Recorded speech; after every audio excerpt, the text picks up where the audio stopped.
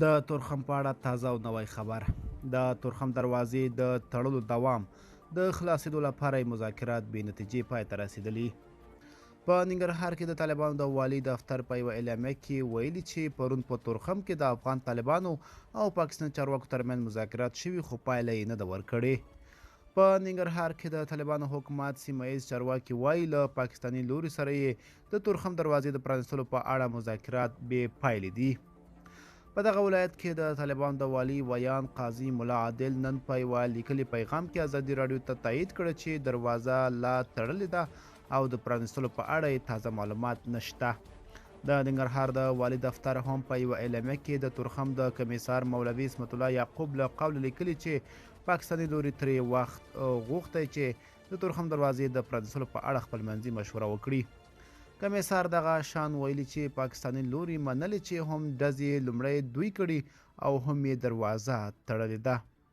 خو د پاکستان د بهرنیو چارو وزارت نن د تورخم د دروازې د تړلو په اړه د طالبانو حکومت د بهرنیو چارو وزارت د اعلامیې په غبرګون کې ادعا کړې چې د تېرې چهارشنبې په ورځ د یوه سوله ییزې حل لارې پر ځای افغان طالبان د پاکستاني پوځیانو پوستې په نښه کړي دي. په اعلامیه کې ادعا شوې چې طالبانو د پاکستان په خاوره کې د پوستې جوړولو هڅه کوله چې دا ورته د منلو نه ده.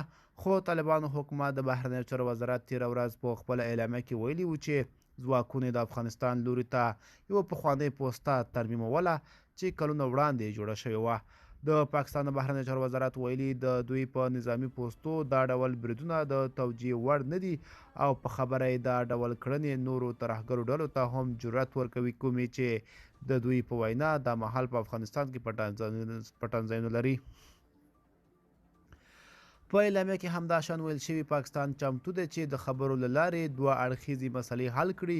د طالبانو حکومت د بهرنیو چارو وزارت بیا تېره ورځ په یوه اعلامیه کې د تورخم دروازې بندول او د دوی په وسله والو ډزې د ښه ګاونډیتوب خلاف اقدام بللی و.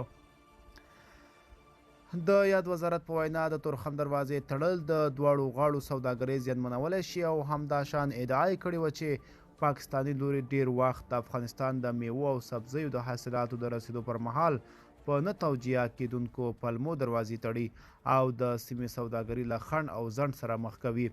خو د پاکستان د بهرنیو چارو وزارت ویلي د تورخم دروازه له اوس سربیره په هغه صورت کې چې د افغانستان خاوره د پاکستان په ضد کارول شوې د لنډمهال لپاره تړل شوې ده.